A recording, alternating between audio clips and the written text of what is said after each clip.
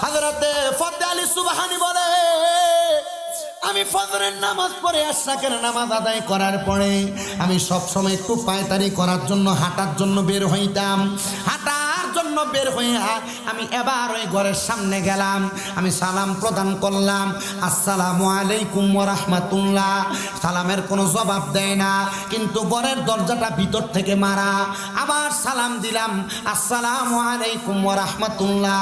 সালামের কোনো জবাব নাই, কিন্তু ঘরের দরজাটা ভিতর থেকে মারা। আবার সালাম দিলাম, আসসালামু আলাইকুম ওয়া রাহমাতুল্লাহ। আমার সালামের কোনো জবাব দেয় না। আমি চিন্তা করলাম কেমন ঘরের মানুষ তারা, ফজরের নামাজও পড়ে নাই, আমার এশরাকের নামাজও পড়ে নাই, তারা আমার সালামের জবাবও দেয় নাই। কে তার ঘরের সামনে আসলো? হয়তোবা কোনো মুসাফির তো আসতে পারত, মুসাফিরকে তো মানুষ ফিরত দেয় না। এটা দিয়ে একটা জিনিস বুঝে নিবেন, কখনো যদি আপনার ঘরের সামনে ফকির আসে কখনো খালি হাতে ফিরাইবেন না, কারণ আল্লাহর নবী কয় লা ইয়ারহামুল্লাহু মান লা ইয়ারহামুন নাস। দুনিয়ার জমিনের মধ্যে কোনো মানুষ যদি কোনো মানুষের প্রতি রহম না করে, আমার আল্লাহ তার প্রতি দয়া করেন না। আরে ও ঘরের মানুষ, তোমরা কি কোনো মুসাফিরকেও সহযোগিতা করবা না? আমরা তো এরা ফকির কই? না না না, এরা ফকির না, ফকির না, এরা দুনিয়ার জমিনের মধ্যে ভুক্তভোগী হইয়া মুসাফিরের বেশে আপনার কাছে হাত বাড়ায়, কিন্তু আপনি তাদেরকে দেন না। অনেক সময় অনেক মানুষ খারাপ ব্যবহারও করে। এই খারাপ ব্যবহার যারা করে তাদের কিছু পরিচয় আছে, এর মধ্যে একটা পরিচয় হইল হঠাৎ বড় লোক হয়েছে, টাকার মালিক হয়েছে, তখন আর ফকিরে দেয় না, কারণ এত আগে মানুষের কাছে খুঁজা খাইতো, এখন তার কাছে খুঁজলে কেমনে মানুষের দিব? কথা কোন না আছে না না? ও মুসলমান ইমানদারের দল, ও নবীর উম্মতের দলেরা, ফতে আলী সুবহানী বলে, আমি এমন চিন্তা মনে মনে করতে লাগলাম, হঠাৎ করে আমার মনে চিন্তা আসলো, কারোর ব্যাপারে তো আইডিয়া করে ধারণা করে কোনো কথা বলা উচিত না। এই মানুষগুলা তো ঘরের মধ্যে থাকতেও পারে, নাও থাকতে পারে, ঘুমন্ত থাকতে পারে। ফতে আলী সুবহানী বলেন, আমি আবার ঘর থেকে অনেক দূরে চলে গেলাম, সর্বনিম্ন 40 কদম যাওয়ার পরে হঠাৎ করে ঘরের ভিতর থেকে আওয়াজ পাইলাম, ওয়ালাইকুম আসসালাম। তার মানে আস্তে সালামের জবাব দিছে। আমি বুঝতে পারলাম ঘরের ভিতর থেকে কোনো মহিলার গলা থেকে সালামের জবাব আসছে। আমি ফিরলাম না, আবার আমার সালামের জবাব দেয় ওয়ালাইকুম আসসালাম। আল্লাহর ওলি কয় 3 বার সালাম দিছে, আমার জবাব দিছে না, আর আমি ওখানে বেরি সালাম জবাব দিতাম, সালামের জবাব দিছে, আমি ফিরে যাইতাম? দরকার নাই। আল্লাহর ওলি ফতে আলী সুবহানী বলেন, আমি আবার তার সালামের জবাব শুনতে পাইলাম। সে আমারে 3 বার সালামের জবাব দিছে ওয়ালাইকুম আসসালাম, কিন্তু আমি তৃতীয়বার যখন তাকাই না, এবার সে আমারে উল্টে সালাম দিছে, আসসালামু আলাইকুম ওয়া রাহমাতুল্লাহ। আল্লাহর ওলি ডাক দিয়ে কয়, এ জগতের মানুষ, আমার জীবনে আমি অনেক মানুষ দেখেছি, যে তো এই ব্যক্তি 3 বার আগে আমার সালামের জবাব দিছে, এরপরে সে তার পক্ষ থেকে আমাকে সালাম জানাইছে। তার মানে এই ব্যক্তি ইসলামের আদর্শ সম্পর্কে জানে, তার সঙ্গে কোনো বাহাদুরি করা যাবে না। হুজুর বলেন, আমি আবার আমার 40 কদম থেকে পেছনের দিকে আমি আরো 20 কদম হাঁটলাম। হাঁটার পর এবার ওই মহিলার সঙ্গে আমি কথা বলতে লাগলাম, এ মা, আপনাকে আমি সালাম দিলাম, 3 বার জবাব দেন নাই, রাগান্বিত হয়ে গেলাম। যদি মুসাফির হয়তো কোনো খাবার চাইতো আপনি কি দিতেন না? মহিলা বলে, হুজুর, আমার ফজরের নামাজটা আদায় করতে একটু দেরি হয়েছে। হুজুর, ফজরের নামাজের পরে আমি এশরাকের নামাজ পড়ার জন্য আমি নিয়ত করেছিলাম। হুজুর, নিয়ত করে আপনি যখন আমার প্রথম সালাম দিয়েছেন, আমি দ্বিতীয় বৈঠকে তাশাহুদ আদায় করেছিলাম। দ্বিতীয়বার সালাম দিয়েছেন, আমি দুরূদ ইব্রাহিম আদায় করেছিলাম। তৃতীয়বার সালাম দিয়েছেন, আমি দোয়া মাসুরা আদায় করেছিলাম। হুজুর, আমি সালাম ফিরানোর আগে আপনি 40 কদম হেঁটে চলে গেছেন, মনে কষ্ট নিবেন না, বদদুয়া দিবেন না। ও হুজুর, আমার ঘরের সামনে কেন আপনি আসলেন? আমি আপনার গলার আওয়াজ শুনে বুঝতে পাইছি আপনি দামেস্কের বড় মসজিদের খতিবে মুকাররম। ও ফতে আলী সুবহানী, আপনি বলেন না হঠাৎ করে কেন আপনি আমার ঘরের দরজার সামনে? ফতে আলী সুবহানী বলে, এ জগতের মানুষ, আমি ওই মহিলাটার জবাব দিলাম, কত মানুষের ঘরে যায়, কিন্তু এই ঘরে আমি কোনোদিন আসি নাই। আমি নিয়ত করছিলাম, এরাদা করেছিলাম এই ঘরের সামনে আসব। ও মা, এজন্য না আপনার ঘরের সামনে আসছি, কিন্তু আপনার ঘরের মধ্যে কি কোনো পুরুষ মানুষ নাই? আপনি কেন জবাব দিলেন? আপনি কি জানেন না মহিলাদের গলার আওয়াজ তার শরীয়ত সম্মত পুরুষ ছাড়া অন্য কেউ শুনতে পারবে না? আর আমরা ডাক মন্ডলের বেরিয়া সন্তানরে যখন ডাক দেয় করে আব্দুর রহিম কইয়া পুরা 4 বাড়ি 5 বাড়ি আওয়াজ শোনা যায়। আমার মা বোনদের জন্য ওয়াজ করতেছিলাম গো মা, আপনার গলার আওয়াজ মানুষ শুনতে পারবে না। আপনি কোরআন তেলাওয়াত করলে আপনার কোরআন তেলাওয়াতের আওয়াজ বাইরে যাইতে পারবে না। হযরত ফতেহ আলী সুবহানী বলেন, হে মা, আপনার ঘরে কি কোনো পুরুষ মানুষ নাই গো মা? ও মা, আপনি আমার সালামের জবাব দিলেন মা। ওই মহিলার চোখের পানি ফালে কই, হুজুর আপনি তো এখনো আমার দিকে একবার ফিরেও তাকাইলেন না। হুজুর আমি একটা যুবতী মাইয়া, হুজুর আমার আব্বা জান মারা গেছে, আমার জন্ম দেওয়ার পর আমার মা মারা গেছে। হুজুর আমি আমার ঘরের মধ্যে বৈশা বৈশা আল্লাহ তাআলার ইবাদত করি। কি গো তোমার মাও নাই বাবাও নাই, তুমি আবার ঘর থেকে কখনো বের হও না, তোমার খবর এলাকার কেউ জানে না, খাবার খাস কই থেকে গো মা? ফতেহ আলী সুবহানীর প্রশ্নের জবাবে মাইয়া ডাক দিয়া কয়, হুজুর যখন আমার খাবার থাকে না আমি আমার আল্লাহ তাআলার কাছে সালাতুল হাজতের 4 রাকাত নামাজ আদায় করি। সালাতুল হাজতের 4 রাকাত নামাজে যখন আমি দাঁড়ায়া যাই, আমি আমার নামাজের সালামটা ফিরানোর আগে আমি বাম দিকে সালাম ফিরিয়ে দেখি আল্লাহ গায়েবী ভাবে আমার ঘরের মধ্যে খাবার দান করে দিছে। জবান খুলে জোরে জোরে বলি সুবহানাল্লাহ। নামাজটার নাম কি নামাজ? সালাতুল। এরা হত বিলম্ব ভিডিও চিন্তা করে, আমি 5 ওয়াক্ত নামাজই করতে পারি না, সালাতুল হাজত চাইলাম কই? আমি 2টা নামাজের কথা বলছি, 1 নাম্বার ইশরাক, 2 নাম্বার কইছি এখন কোন নামাজ? আমি কিন্তু ফজর জোহর আসর মাগরিব এশার নামাজের ওয়াজ করি না, আমি ওয়াজ করতেছি অন্য ওয়াজ। সালাতুল ইশরাক, সালাতুল হাজত, সালাতুল ইস্তিসকা, এমন বহুত নফল ইবাদত আছে। সালাতুল তাহাজ্জুদ, সালাতুল আওয়াবিন আছে না এমন নফল ইবাদত? আমি নফল ইবাদতের ওয়াজ করি কি লেগা? তার মানে বোঝা গেল ফরজের পরও অন্য কোন ইবাদত আছে যার দ্বারা আল্লাহর পক্ষ থেকে আল্লাহ নেয়ামত অর্জন করা যায়। কথা কই না? যার দ্বারা আল্লাহর নিয়ামত অর্জন করা যায়। আপনি কথা বলতেন কারণ আপনি গুনাহ করতে করতে দিলটা শক্ত হয়ে গেছে, এখন আর আপনার কাছে এই কথাগুলো ভালো লাগে না। আপনি দেখেন আপনাদের এলাকায় জিকির করেন না আপনারা, অত্র অঞ্চলে মোটামুটি জিকির না করলে বক্তা এটা ভালো না, জিকির না করতে পারলে এই বক্তার ওয়াজই সুন্দর না, এটা গরম হয়েছে না ওয়াজ, ঠিক না? আমি জানি ব্রাহ্মণবাড়িয়া কোন, হবিগঞ্জ কোন, এ মোটামুটি অত্র অঞ্চলের ভিতরে যদি জিকির আজকার না করে হুজুর ওয়াজ, এটা বক্তা ভালো না। আমরা গ্রাম ভিন্ন। আমার আবার কয়ে দিছে এই গ্রামে বলে কামেল ভাস হুজুরি আছে বলে 36 জন না 37 জন, 50-এর উপরে। মারহাবা কন না কেন? আর জোরে কন মারহাবা। তবে যারা আমজনতা আছেন, পড়ালেখা করেন নাই বা অল্প করছেন, আপনার কলব শক্ত কেন? কারণ আপনি গুনাহ করতে করতে আপনার কাছে আপনার ভালো কথা ভালো লাগে না। জিকির করলো ডাইনে চান বামে চান আসেন, এমনি চান উপরে চান, জিকিরে আপনার কলব তাজা হয় না। এর জন্য মনে রাখবেন, যারা সব সময় আল্লাহর ইবাদতে মশগুল থাকে, এরা যদি আল্লাহর জিকির নাও করে, এরা চুপ থাকলে এদের কলব লাভ হয়, ঠিক আছে?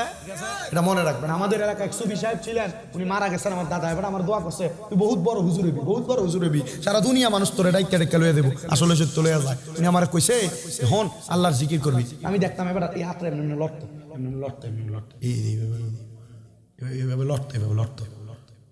আমি জিজ্ঞেসি এটা এমনি লড়ে খায়, কয় এটা এমনি লড়ে, এমনি লড়ে। আমি পরে এবার আমার মাদ্রাসার হুজুরে দিয়ে, হুজুর এই সুফি হিসাবে যে আপনি জিকির করে হাত এমনি লড়ে কেন? ওরা মাদ্রাসার লগে, আরে বেড়া এবার সুফি হিসাবে এবার নাম এমনি হয়েছে, এবার জিকির আজকাল যে করে হাতে যে ঘন্টে ঘন্টে জিকির করতো, হাতে যে ঘন্টে ঘন্টে, এখন এবার জিকির না করলে এবার হাত লড়। জোরে কন, জোরে কন, সুবহানাল্লাহ কন। আমার ভাইয়েরা, বাবারা, বন্ধুরা, গভীর মনোযোগ দিয়ে বয়ান শ্রবণ করবেন। হুজুর ডাক দিয়া কয়, মা তাইলে তুমি খাবারের জন্য বাহিরে যাও না, তুমি খাবার কোথায় পাও? বলে হুজুর আমি খাবার পাই কোথা থেকে জানে? আমি সালাতুল হাজতের নামাজ আদায় করি, আমার যখন খাবারের প্রয়োজন হয় আমার আল্লাহ গায়েবী ভাবে খাবার আমার সামনে দিয়া দেয়। জোরে জোরে বলেন সুবহানাল্লাহ। ওই হুজুর ডাক দিয়া কয়, হাই রে আমি এতক্ষণ বাহিরে দাঁড়ায় দাঁড়ায় কার সম্পর্কে বাজে মন্তব্য করলাম? আরে এ তো আমি হযরতে ফতেহ আলী সুবহানীর চাইতে বড় মকবুল ওলি, এত আমার চাইতে বড় আল্লাহ পাকের বান্দি।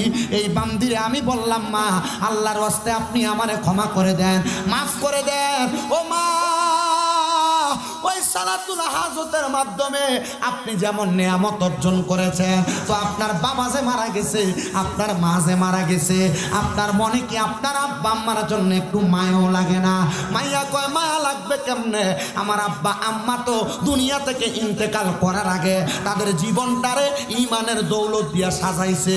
আহারে ও দাঁত মন্ডলের বাবারা, শ্বশুর বাড়ি যাইতে মিষ্টি নাও, আপেল নাও, কমলা নাও, আঙ্কুর নাও, ফল ফ্রুট নাও, কবরে যে যাইবা কবরের সামান দিদ কিনলা না, কবরের সামান দিদ কিনলা না। এই জন্য আমি লিখছি কবর ভালো জায়গা না, কবর ভালো জায়গা না, আমল আখলাকে না করিলে ভালো থাকবা না, কবর ভালো জায়গা না, কবর ভালো জায়গা না, আমল আখলাকে না করিলে শান্তি পাইবা না।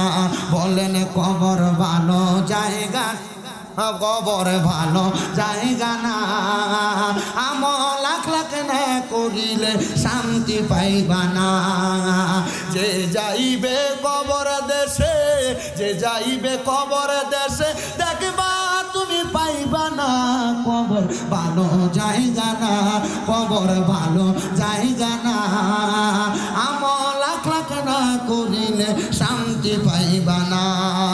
মুসলমান, ওই মাইয়া কয় আমার আব্বা আম্মা জীবনটারে ইমানের দৌলত দিয়া সাজায়া কবরে গেছে, আমার আব্বা আম্মা তো কবরে ভালাই আছে। হুজুর ডাক দিয়া কয় তোমার আব্বা আম্মা কবরে ভালো আছে, এটা তুমি কেমনে জানলা? মাইয়া কয় আপনি দামেস্কের বড় মসজিদের হুজুর, আপনি জানেন না? মারাবাদি কয় না। তার মানে বোঝা যায় যারা হক্কানি ব্যক্তি তারা চোখ বন্ধ করলো অনেক কিছু, অনেক কিছু। হুজুর আপনি আমার দিকেন, আমার মা বাপ কবরে শান্তিতে আছে, আমি জানি কেমন? আপনি জানেন না? আমি জানি মাগো, লেবাস হয়ে যায়, লেবাসে হুজুর দাড়ি টুপি পাঞ্জাবি ফাগরি সব ঠিক আছে, মূলত এলেম দিয়া কোনো কিছু কথা বলি, কোনো কিছু তাসাউফ তথ্যের কোনো কিছু, কোরআন হাদিসের কোনো কিছু। হুজুর কয় মা বহুত নামাজ তো জানি, কিন্তু কবরে যে ভালো থাকে এটা তো আমি আজ পর্যন্ত শিখি নাই, আসলে আমিও শিখি নাই। মারহাবা কোন? যেই দিন আমি এই ঘটনা পড়লাম হুজ্জাতুল্লাহিল আলামিন কিতাবের 2য় খণ্ড 159 নম্বর পৃষ্ঠার মধ্যে, আমি ঘটনা দেখে বড় অবাক হয়ে গেলাম। ও মুসলমান, ও নবীর উম্মতের দলেরা, হযরতে ফতে আলী ডাক দিয়া কয় মা তোমার মা বাবা কবরে কেমন আছে তুমি কি দেখছো? মাইয়া কয় হুজুর অবশ্যই আমি দেখছি। মা গো মা কেমনে দেখছো গো মা, আমারে বলবানে।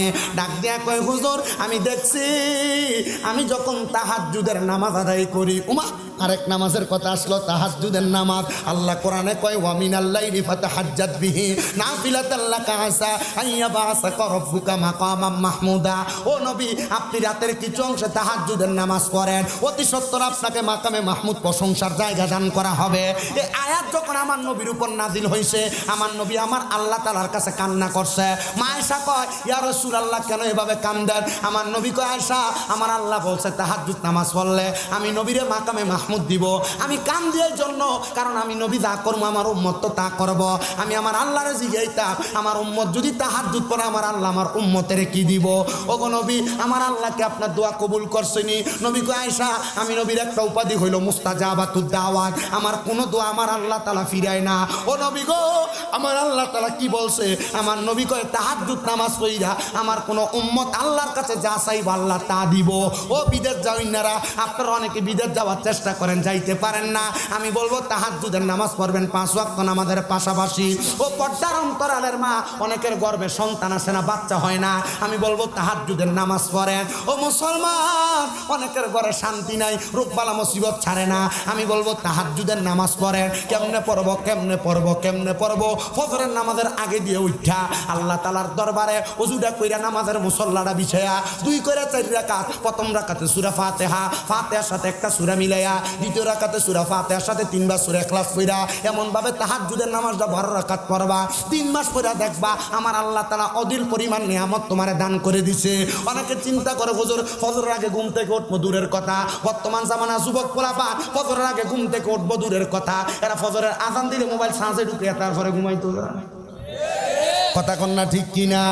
ও মুসলমান, ও নবীর উম্মতের দলেরা, মাইয়া কয় ফতে আলী ও দামেস্কের মসজিদের হুজুর শুনে নেন, শুনে নেন। আমি যখন তাহাজ্জুদের নামাজ আদায় করি গো, তাহাজ্জুদের নামাজটা আদায় কইরা আল্লাহ তাআলার কাছে আমার মা বাবার জন্য খাস করে করে দোয়া করি। একদিন আমি আম্মা আব্বার কথা মনে হওয়ার পর কাঁদতে কাঁদতে নামাজের মুসল্লাটার ভিতরে আমি ঘুমিয়ে গেছি। এমন টাইমে আমি দেখলাম দুইজন, একজন পুরুষ একজন নারী আইসা আমার মাথাটার ভিতরে হাতটা বুলিয়ে দিতেছে। আমি জিগাইলাম কে আপনি, আপনাদের পরিচয় কি? তারা আমারে কয় আমরাই হইলাম তোমাদের মা বাবা। ও সন্তান, আমরা মা বাবা কবরের মধ্যে বড় ভালো আছি, তুমি দোয়া করতেছ। ও মা, ও আব্বা যান, পর্দার আইন লঙ্ঘন হয়ে যাবে, এই জন্য আমি মহিলা ঘর থেকে বের হই না। খাবার পাবো কোথায়? আমার আব্বা যান ওই স্বপ্নে আমারে শিখিয়ে দিছে আমি যেন সালাতুল হাজতের নামাজ পড়ি আমার যখন খাবারের দরকার হবে। হুজুর, আমি সালাতুল হাজতের নামাজ পড়লে আমার আব্বার কথা মোতাবেক আমি আমার খাবার পাওয়া যায়। মুসলমান রে, চিন্তা করে দেখেন, আপনার মা মারা গেছে, আপনার বাবা মারা গেছে, মা বাপ মারা যাওয়ার পর আপনারা কোনো খাবারের ব্যবস্থা করে দিছেনি, অথবা মা বাপ যে মারা গেছে, আম্মা আব্বা কবরে কেমন আছে একবার খবর লইছেন নি? কত সন্তান মা মারা যাওয়ার পর মারে স্বপ্ন দেখে, কত সন্তান বাবা মারা যাওয়ার পর বাবারে স্বপ্ন দেখে। আল্লামা ইবনে সিরিন তার স্বপ্নের তাবিরের কিতাবের প্রথম দিকে লিখতেছেন, জগতের মানুষ, যখন তোমরা কোনো মানুষকে ঘুমের ঘরে স্বপ্নে দেখবা, মনে রাখবা স্বপ্নে মানুষ এমনি এমনি দেখা দেয় না। কবরের ভিতরে ওই মানুষটা কষ্টে থাকলে তার আত্মীয় স্বজনকে দেখা দেয়। তখন আপনারা আপনাদের আত্মীয় স্বজনকে স্বপ্ন দেখলে, মারে দেখলে, বাপরে দেখলে, দাদা দাদি কাউরে দেখলে তার জন্য দোয়া করবেন, আল্লাহ যেন তারে মাফ করে দেয়। বলে হুজুর কেন দোয়া করব? এই দোয়া করার তো আমরা এলাকায় বহুত মৌলবী সাহেবরা বেদাত কইয়া দেয়। না না না, বেদাত বললে বলবে তাদেরটা তাদের মতো রাখবা। আল্লাহর নবী তিরমিজি শরীফে 2য় খণ্ডের হাদিস শরীফে নবী আমার বলতেছে, একটা মাছ সমুদ্রের ভিতরে একটা মানুষ যখন বাঁচার জন্য সাঁতরায়, বাঁচার জন্য চেষ্টা করে, হঠাৎ একটা নৌকা যায় তারা উদ্ধার করলে সে যত খুশি হয়, একটা মৃত ব্যক্তি কবরের মানুষের জন্য দোয়া করলে ওই ব্যক্তি তার চাইতে আরো বেশি খুশি হয়ে যায়।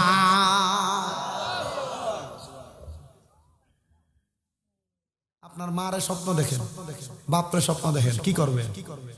দেখেন অনেক সন্তান আছে, আব্বা আমার যে মারি দিয়েছেন কবরটাই সিনেমা আছে না? অনেক সন্তান আছে আব্বা মারে মাটি দিয়ে আসছে, 2 ঈদের সময় যদি মন চায় ঈদের নামাজ পড়ে আইসা জিয়ারত করে। নবীজির তিরমিজি শরীফের আরেকটা হাদিস, আল্লাহর হাবিবের ঘোষণা, প্রত্যেক জুমার নামাজের পরে কোনো সন্তান যদি তার মার কবরের সামনে, বাবার কবরের সামনে যায় দাঁড়ায়া রব্বির হামহুমা কামা রব্বায়ানি সগীরা বইলা চোখের মনি কোঠার মধ্যে একটা মাছির মাথা পরিমাণ পানি চাইরা দিয়া কান্না করে, ওই পানি মাটিতে পড়ার আগে আমার আল্লাহ তাআলা তার মা বাবার জীবনের গুনাহ মাফ করে দেয়। জবান খুলে জোরে জোরে বলেন সুবহানাল্লাহ। বন্ধু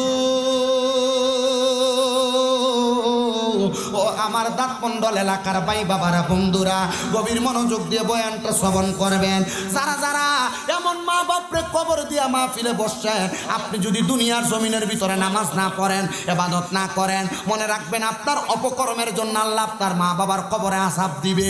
কিন্তু অনেক সন্তানের মা বাপ তারা জায়গা জমি সম্পদ দিয়া গেছে, এ বাড়ির ভিতরে গান বাজনা করে, আপনি দুনিয়াতে আপনি গান বাজনা করে মাটি কাঁপান, আর আল্লাহ তাআলা কবরের ভিতরে আপনার মা বাবার পিঠ কাঁপায়, আপনার আম্মা আব্বারে বড় আঘাত দেয়, বড় কষ্ট দেয়। এই সন্তানের দলেরা সবার কাছে আবদার, যাদের মা বাবা কবরে, নামাজ পড়া পড়া তাদের জন্য দোয়া করবেন, নামাজ পড়া পড়া তাদের জন্য দোয়া করবেন। কিন্তু অনেক সন্তান এই মজলিসে বসছে, হুজুর আমার মা বাপ বেঁচে আছে, আমি দোয়া করব কার জন্য? আমি বলবো সন্তান বাইসা আছে তো কথা সত্য, বাইয়ে বাইয়ে ঝগড়া করে মা বাপরে জুদা করে দেয়, আলাদা করে দেয়। আপনাদের এলাকায় এমন আসেনি আব্বা? আছে আছে, এই কথাটা আপনারা শুধু যদি বলেন না নাই, আমি বলবো আছে। অনেক মহিলাদের কথা শুই না, অনেক জামাইরা তাদের মা বাপরে আলাদা করে দেয়। বউ কানে কানে কয় তোমরা 2-3 ভাই একা কি লেগে মা বাপরে খাওয়াইতে, একা ফুটনি তুমি, তোমার আর 2-3 ভাই আছে না, খাওয়ায় না কেন? এই কথা শুই না মা বাপরে আলাদা করে দাও। সন্তান মনে রাখবা, আল্লাহর নবী বলতেছে, দুনিয়ার জমিনে কোনো সন্তান যদি তার মা বাবার পেছনে মাত্র 1 দিরহাম খরচ করে, আমার আল্লাহ তাআলা ওই সন্তানটারে এই লাখ লাখ গুণ বাড়াইয়া তার কবর এটা বরকত বানাইয়া দিবে। কিন্তু মা বাপরে জীবনে কোনোদিন আলাদা করবা না। কোনো মহিলা যদি শাশুড়িকে আলাদা করে থাকো, শ্বশুরে আলাদা করে থাকো, তুমি বেয়াক্কল, তুমি বোঝো না। যদি সালাক হইতা স্বামীর উন্নতির জন্য শ্বশুর শাশুড়ি তুমি আইনা আইনা ডাক দিয়া খাওয়াইতা। ও মা, তোমার ঘরে তোমার শ্বশুর শাশুড়ি খানা যখন আসে তখন আর বালা কোনো রান্না তুমি করো না।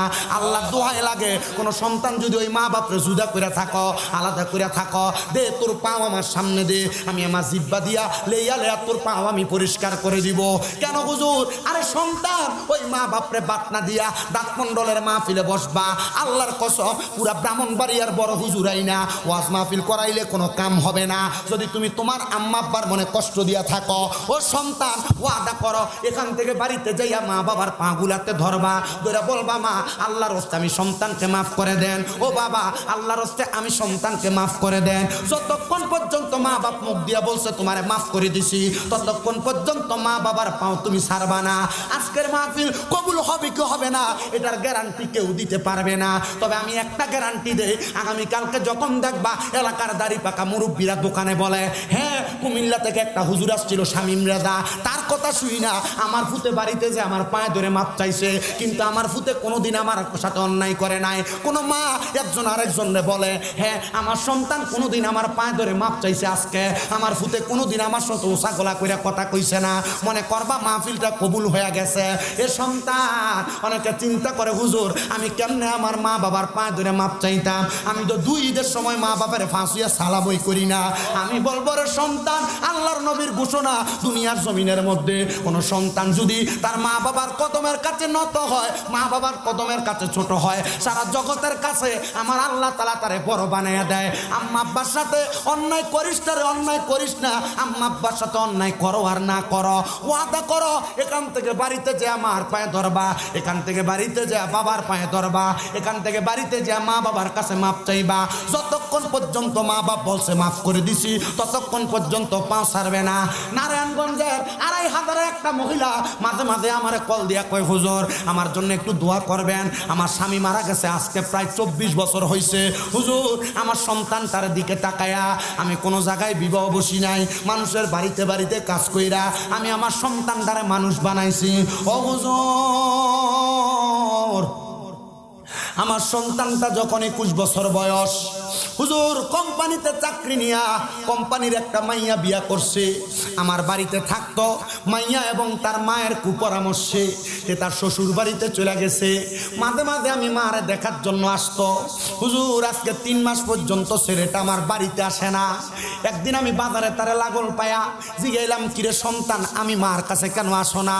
সন্তানটা আমার দেইকা মুখটা ঢাকনা দিয়া চইলা যাইতেছে। হুজুর এই ছেলেটা আমার কাছে 1 ঘন্টা পরে ঘরে আইসা আমার পায়ে ধরে পইরা রইছে। মা আমার বউ কইছে আমি যদি আপনার সাথে থাকি আপনার কাছে আসি আপনি আমার কামাইর টাকা নিয়ে যান। হুজুর আমার বউ কইছে যদি আমি আপনার কাছে আসি সে আমার নামে নারী নির্যাতনের মামলা দিয়ে দিব, ও আম্মা জেল খাটাইব, এই জন্য আমি ভয়ে আসি না।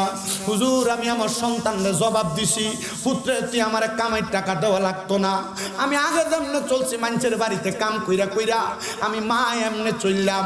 হুজুর এই কথা বলার পরে আমার ফুতে আমার বাইতেছে না। আমি কইছি পুত্রের সকালে যদি তুই সন্তানের মুখটা আমি একবার দেখি, বিকালে যদি দেখি আমি মার মনের জ্বালাটা বন্ধ হইতো। ওই সন্তান আমি মার কাছে আসে না। এরে সন্তান মনে রাখবি মা বাবার মতো রত্নটারে দুনিয়াতে যদি যত্ন না করতে পারো আমার আল্লাহ তোমার প্রতি বেজার হয়ে যাবে। আজকে যে দাঁতমন্ডলের পূর্ব পাড়ায় হাবিবুর রহমান আবাবিল ফকিরের ইসালে সাহাবের উপলক্ষের মাহফিল, এই মাহফিল শুধু হাবিবুর রহমান আবাবিল ফকিরের জন্য দোয়া না, এই দাঁতমন্ডল এলাকার যত গোরস্থান আছে, সারা বাংলাদেশের যত গোরস্থান আছে, সারা বিশ্বের যত মুসলমান খবরে আজকের মাহফিল থেকে তাদের প্রত্যেকের জন্য খাস করে দোয়া করা হবে আল্লাহ যেন তাদেরকে মাফ করে দেয়। কিন্তু অনেকে চিন্তা করে হুজুর যাদের বাড়িতে বাবা আছে তারা বাড়িতে যে বাবার পায়ে ধরে মাপ চাইবো। হুজুর আমার তো আব্বা নাই, আমি কার পায়ে ধরে মাপ চাইবো? এ সন্তান অনেকে চিন্তা করে হুজুর যাদের বাড়িতে মা আছে তারা বাড়িতে যে মার পায়ে ধরে মাপ চাইবো, আমার তো মা নাই, আমি কার পায়ে ধরে মাপ চাইবো? সন্তান তোমার মা কবরে আব্বা কবরে বড় কষ্ট করে তোমার মানুষের মতো মানুষ করছে, আম্মা নিজে না খেয়ে খাওয়াইছে, আজকে তোমার ওই মা দুঃখিনী অন্ধকার কবরে, তুমি সন্তানের কাছে টাকার অভাব নাই কিন্তু মার একটু দামি খানা খাওয়াইতে পারো না। বুইলা গেছো মা জননী সকালবেলা পান্তা ভাত গুলা খাইতো না, রাইকা দিত আমার ভূতে রৌদ্র দিয়ে আইলে পান্তা ভাত গুলা খাইলে তার কলজাটা ঠান্ডা হইব। এখন তোমার ঘরে কত মেহমান খানা খায়, কিন্তু তুমি সন্তান তোমার মারে খাওয়াইতে পারো না। এ সন্তান বুইলা গেছো তোমার আব্বার কষ্টের কথা। আব্বা সিরা জুতা পড়তো, পায়ের মুরালিটা রাস্তার লগে লাগতো, কিন্তু রাত্রবেলা তোমার নতুন জুতা কিনাই না দিলে রাত্রবেলায় জুতা পায়ে দিয়ে খাটের উপর তুমি দৌড়াদৌড়ি করতা। আব্বা ঈদের দিনে পুরান জামা কাপড় পরতো। ওই আব্বা দান আজকে অন্ধকার কবরে। আব্বারে যদি জিগাইতা আব্বা আপনি যে নতুন কোনো জামা কাপড় পরেন না, আব্বা উত্তর দিত রে সন্তান নতুন জামা কাপড় পরার বয়স কি আমার আসেনি। আব্বা অভাবের কথা বলতো না। এ সন্তান তোমার ব্যাংকে লাখ লাখ টাকা, ব্যাংকে টাকার অভাব নাই, তোমার ঘরে ড্রয়ারে টাকার অভাব নাই, কিন্তু 500 টাকা দিয়ে কিনা আব্বার একটা লুঙ্গি পরাইতে পারো না। এ সন্তান মাপ চাই তোমার কাছে। ওই আব্বা আম্মা যদি কবরে থাকে আব্বা আম্মার জন্য খাস করে দোয়া করবা, ও আল্লাহ যাদের মা বাবা কবরে তাদের আম্মা আব্বার কবরটারে জান্নাতের বাগান বানিয়ে দাও। যাদের মা বাবা বেঁচে আছে হায়াতে তৈয়বা নসিব করে দাও। ওরে 3.5 হাত গর্তে ফেলে কেমন করে আইলা চলে, তোমার বাড়ি আইতে দেরি হইলে যেই মা ঘুমাইতো না, ওই কবর দেশে মায়ের পাশে একটু রইলি না রে। কবর দেশে খবর লইলি না। কেমন আছেন বাবা মনি, কেমন আছে মা জননী, একবার তো ফিরা চাইলি না। ওই মা বাবারে কষ্ট দিয়া দুনিয়াতে দিন কাটাইয়া কোনো দিনও শান্তি পাবি না রে। কবর দেশের খবর লইলি না। আল্লাহ যাদের মা কবরে, যাদের বাবা কবরে, পর্দার অন্তরালে কত মা বোনেরা তাদের মার জন্য বাবার জন্য কান্দে। আল্লাহ প্রত্যেকের আম্মা আব্বার কবর জান্নাতের বাগান যেন বানায়, জোরে কোন আমিন। ওই মাইয়া যেমন ভাবে তাহাজ্জুদের নামাজ অন্যান্য নফল ইবাদতের কারণে তাদের মা বাবার কবরের আযাব মাফ করাইছে, আল্লাহ যেন প্রত্যেকের আম্মা আব্বার কবর নাজাতের ফয়সালা করে। ও আব্বা জানেরা, আমি বেশিক্ষণ আর কষ্ট দিলাম না, সবার কাছে দোয়া চাইলাম। হুজুর কেবলার আপনাদেরকে নিয়ে দোয়া করবে, মাহফিলের শেষে তাবারুকও দিবে। মোহাব্বতের আওয়াজে আমার সঙ্গে মাইকটা ছাড়ার আগে একটু ইসমে জাতের জিকিরি করেন। আল্লাহ আল্লাহ আল্লাহ আল্লাহ। আরে রিবক বন্ধ করে দিন। আল্লাহ আল্লাহ আল্লাহ আল্লাহ নবী সাল্লাল্লাহু আপন কেহ না হাইরে মুমিন ভাই, নবী সাল্লাল্লাহু আপন কেহ না মারহাবা আল্লাহ। আইকা দাও না। আল্লাহ আল্লাহ নবী ছাড়া আপন কেহ না হাইরে মুমিন ভাই, নবী ছাড়া আপন কেহ না মারহাবা আল্লাহ আল্লাহ নবী ছাড়া বান্ধব কেহ না হাইরে মুমিন ভাই, নবী ছাড়া বান্ধব কেহ না মারহাবা আল্লাহ আল্লাহ। রাহমাতুল্লিল আলামিন আপনি উম্মতের জামিন, গুনাহগার উম্মতের আপন জন মারহাবা উম্মতের লাগিয়া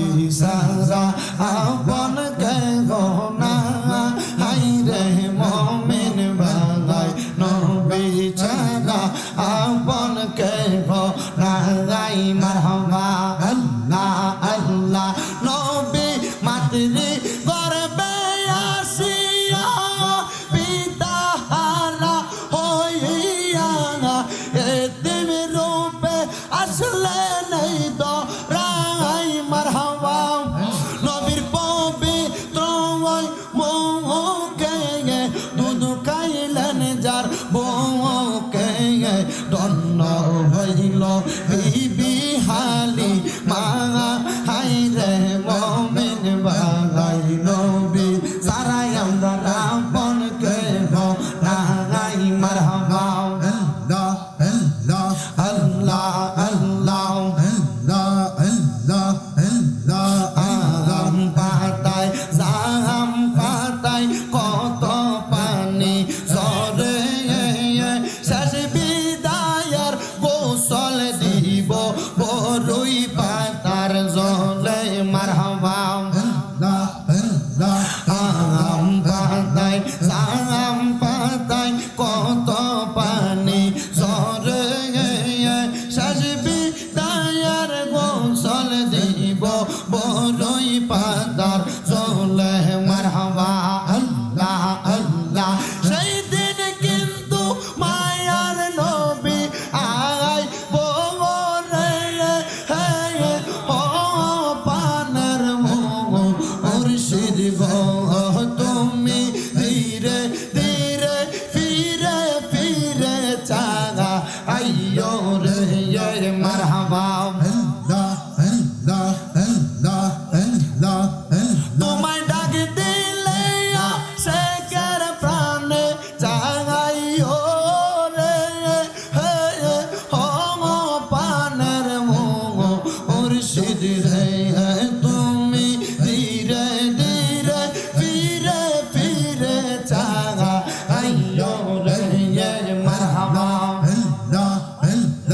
আল্লাহ আল্লাহ আমার বিয়ার যাত্রী আমি চারজনারে দেখি আন্দার ঘরে নামাই দিয়া দিব আমায় ফাঁকি মারহাবা আমার বিয়ার যাত্রী আমি চারজনারে দেখি আন্দার ঘরে নামাই দিয়া দিব আমায় ফাঁকি মারহাবা আল্লাহ আল্লাহ ওই কবরে নূরের নবী আই বরে ও পানের মুর্শিদ রে তুমি ধীরে ধীরে ফিরে ফিরে চাঙ্গা আইয়ো রে মারহাবা আল্লাহ আল্লাহ আই বড় পীর আব্দুল কাদের আউলিয়ার শিরোমণি মারহাবা আই বড় পীর আব্দুল কাদের আউলিয়ার শিরোমণি লা ইলাহা ইল্লাল্লাহু মুহাম্মাদুর রাসূলুল্লাহ সাল্লাল্লাহু আলাইহি ওয়াসাল্লাম। সবাই আমার জন্য খাস করে দোয়া করবেন। আজকের মাহফিলে আপনাদেরকে নিয়ে আমাদের 24 তারিখ 26 জানুয়ারি আপনাদের প্রোগ্রামবাসী সুন্দর